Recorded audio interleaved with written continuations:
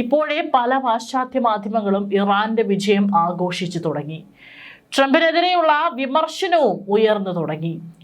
ആകാശത്ത് പറന്നു ചെന്ന് ബോംബിട്ട് തിരിച്ചു പോകുന്നത് പോലെയല്ല പ്രകൃതി തന്നെ കവചം തീർത്ത ഇറാനിൽ കരസേനയെ ഇറക്കിയാൽ ഉണ്ടാകുക എന്നത് ഇനി സാക്ഷാൽ ട്രംപും അനുഭവിച്ചറിയും.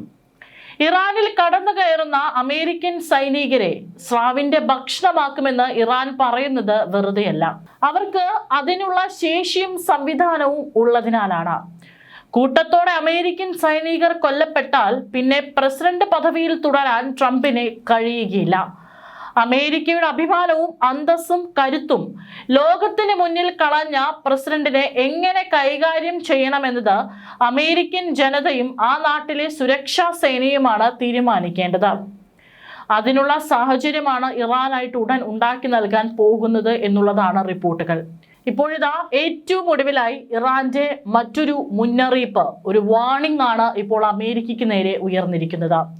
പണ്ട് ഇറാന്റെ പരമോന്നത നേതാവായിരുന്ന അയത്തുള്ള അലി ഖമീനി ആയിരുന്നു ഇത്തരത്തിൽ ഇടയ്ക്കിടെ വന്ന് ചില വാർണിങ്ങുകൾ, അതുപോലെ തന്നെ ചില ചെയ്യാൻ പോകുന്ന കാര്യങ്ങളെ കുറിച്ചുള്ള മുന്നറിയിപ്പുകൾ നൽകാറുള്ളത്. എന്നാൽ ഇപ്പോൾ IRGC ആണ് നേരിട്ട് ഇത്തരത്തിലുള്ള മുന്നറിയിപ്പുകൾ നൽകുന്നത്. അമേരിക്കൻ പ്രസിഡന്റിന്റെ പ്രസ്താവനകൾക്കും അവകാശവാദങ്ങൾക്കും വിരുദ്ധമായി കര ആക്രമണം ഉണ്ടായാൽ പ്രതികരിക്കാൻ ഇറാൻ ഗൗരവകരമായ തയ്യാറെടുപ്പുകൾ നടത്തുകയാണ് എന്നുള്ളതാണ് റിപ്പോർട്ടുകൾ. ഇറാനിയൻ മണ്ണിൽ കാലുകുത്തുന്ന ഏതൊരു ശത്രുവിന്റെയും കാലുകൾ മുറിച്ചു മാറ്റുമെന്നാണ് ഇപ്പോൾ IRGCയുടെ ഗദം അൽ അൻബിയ സെൻട്രൽ ഹെഡ്ക്വാർട്ടേഴ്സ് പുറത്തിറക്കിയ പ്രസ്താവനയിൽ പറഞ്ഞിരിക്കുന്നത്. ഇറാനിയൻ സായുധ സേനയുടെ സംയുക്ത പ്രവർത്തന ആസ്ഥാനമാണ് ഗദം അൽ അൻബിയ സെൻട്രൽ ആസ്ഥാനം. Iranian state media press TV പ്രകാരം ഇസ്ലാമിക് റവല്യൂഷണറി ഗാർഡ് കോർപ്സിന്റെ ഗദം അൽ അൻബിയ ആസ്ഥാനത്തിന്റെ വക്താവാണ് ഈ ഒരു മുന്നറിയിപ്പ് നൽകിയിരിക്കുന്നത്.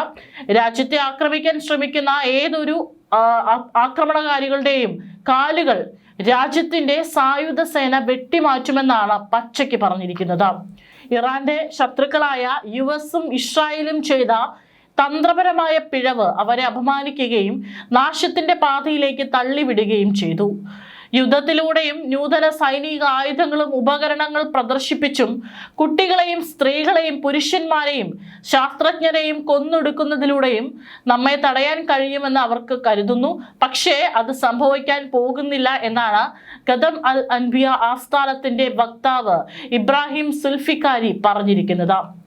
US കരയാക്രമണം ഉണ്ടായാൽ ഇറാനിൽ വിന്യസിക്കാൻ റഷ്യൻ, ചൈന സൈന്യം ഇവിടെ തയ്യാറാണ്. ശത്രു രാജ്യങ്ങളായ അമേരിക്കയ്ക്കോ ഇസ്രായേലിനോ ഇറാനിലെ ഈ ഒരു നീക്കം എത്രത്തോളം തിരിച്ചും അവരൊരു തയ്യാറെടുപ്പ് നടത്താനായിട്ട് സമയം അനുവദിക്കും എന്നുള്ളതാണ് ഇനിയുള്ള ഒരു ചോദ്യമെന്ന് പറയുന്നത്. ഏതായാലും കരയാക്രമണത്തിന് അമേരിക്ക തയ്യാറെടുക്കുകയാണെങ്കിൽ തന്നെ കാല് മുറിച്ചു കളയും എന്നുള്ള വളരെ ശക്തമായിട്ടുള്ള മുന്നറിയിപ്പാണ് ഇപ്പോൾ IRGC നൽകിയിരിക്കുന്നത്. അതുമാത്രമല്ല, ജനങ്ങളോടും ഇപ്പോൾ ഇറാൻ മറ്റൊരു മുന്നറിയിപ്പ് നൽകിയിരിക്കുന്നുണ്ട്. ശത്രുരാജ്യങ്ങളായ അമേരിക്കയ്ക്കോ ഇസ്രായേലോ ഇറാനിലെ ചിത്രങ്ങളോ വീഡിയോയോ അയക്കുന്നത് വധശിക്ഷ ലഭിക്കാവുന്ന കുറ്റമാണെന്നാണ് ഇറാൻ ഭരണകൂടം പറഞ്ഞിരിക്കുന്നത്. അങ്ങനെ ചെയ്താൽ എല്ലാ സ്വത്തുക്കളും കണ്ടുകെട്ടി വധശിക്ഷയ്ക്ക് വിധേയരാക്കാനാണ് ഭരണകൂടത്തിന്റെ നിർദ്ദേശം. ആക്രമണം നടന്ന സ്ഥലങ്ങളുടെ ചിത്രങ്ങൾ എടുക്കുമ്പോൾ തങ്ങൾ ലക്ഷ്യമിട്ട ഇടം കൃത്യമാണെന്ന് ശത്രു തിരിച്ചറിയുകയാണ്. അത്തരം വിവരങ്ങൾ നൽകുന്നത് ശത്രുവുമായി സഹകരിക്കുന്നതിന് തുല്യമാണെന്നാണ് അധികൃതർ പറഞ്ഞിരിക്കുന്നത്. അമേരിക്കയ്ക്കും ഇസ്രായേലിനും വിവരങ്ങൾ കൈമാറുന്നതായി ആരോപിച്ച് 2 പേരെ ഇറാൻ അധികൃതർ നേരത്തെ അറസ്റ്റ് ചെയ്തിരുന്നു. മറ്റ് 2 പേരുടെ വധശിക്ഷ നടപ്പിലാക്കുകയും ചെയ്തു. ഹോർമുസ് കടലിടുക്ക് അടച്ചിട്ടാലും ഇറാനിലെ US സൈനിക നടപടി അവസാനിപ്പിക്കുന്നതിനെ കുറിച്ച് US പ്രസിഡന്റ് ഡൊണാൾഡ് ട്രംപും ആലോചിച്ചിരുന്നു. ഹോർമുസ് കടലിടുക്ക് അടച്ചിട്ടിരിക്കുകയാണെങ്കിൽ പോലും ഇറാനെതിരായ സൈനിക നടപടികൾ 4-6 ആഴ്ചകൾക്കുള്ളിൽ അവസാനിപ്പിക്കാൻ തയ്യാറാണെന്ന് ട്രംപ് തന്റെ സഹായികളോട് സൂചിപ്പിക്കുകയും ചെയ്തു. നേരത്തെ Iran parliament speaker Ghalibaf America ഒരു രഹസ്യ കരയാക്രമണം ആസൂത്രണം ചെയ്യുകയാണെന്ന് ആരോപിക്കുകയും ടെഹ്റാൻ അതിന് തയ്യാറാണെന്ന് ടെഹ്റാനോട് ഉറപ്പ് നൽകുകയും ചെയ്തിരുന്നു. സ്വന്തം മണ്ണിൽ നിന്ന് US വ്യോമാക്രമണം അനുവദിക്കുന്ന ഗൾഫ് രാജ്യങ്ങൾക്ക് അദ്ദേഹം മുന്നറിയിപ്പും നൽകി. ഈ പ്രാദേശിക സഖ്യകക്ഷികളെ ശിക്ഷിക്കുമെന്ന പ്രതിജ്ഞയെടുത്തു. രഹസ്യമായി കരയാക്രമണം ആസൂത്രണം ചെയ്യുമ്പോൾ ശത്രു പരസ്യമായി സൗഹൃദത്തിന്റെ സന്ദേശങ്ങൾ അയക്കുന്നു. അവർ വരുന്നതിനായി ഞങ്ങൾ കാത്തിരിക്കുകയാണ്. ഞങ്ങൾ അവരെ കത്തിച്ച് ചാരമാക്കുകയും അവരുടെ പ്രാദേശിക സഖ്യകക്ഷികളെ എന്നേക്കുമായി ശിക്ഷിക്കുകയും ചെയ്യുമെന്നാണ് ഗാലിബാഫ് പറഞ്ഞിരിക്കുന്നത്.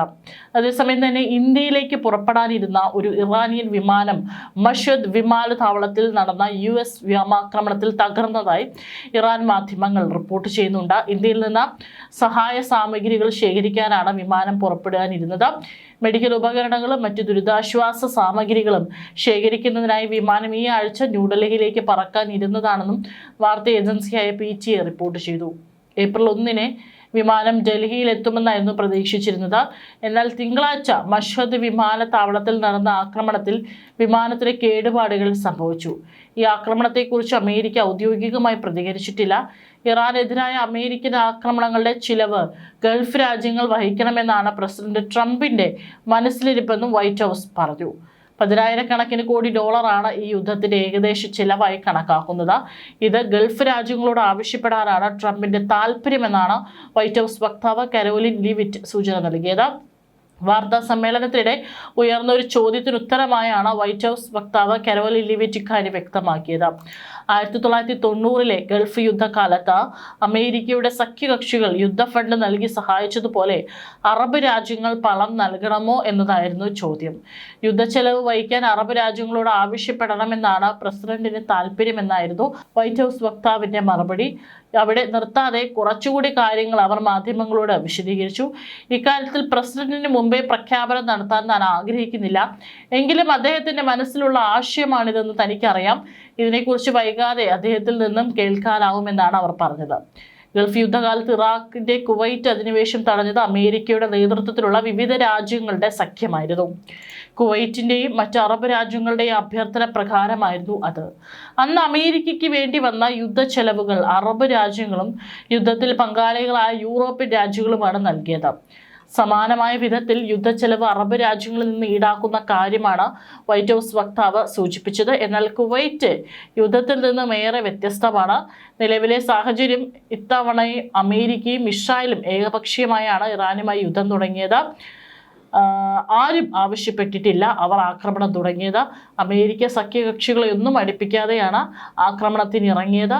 അതിനാൽ ട്രംപിന്റെ മനസ്സിലിരിപ്പ് എത്രത്തോളം സാധ്യമാണെന്ന ചോദ്യം ഉയരുന്നുണ്ട്.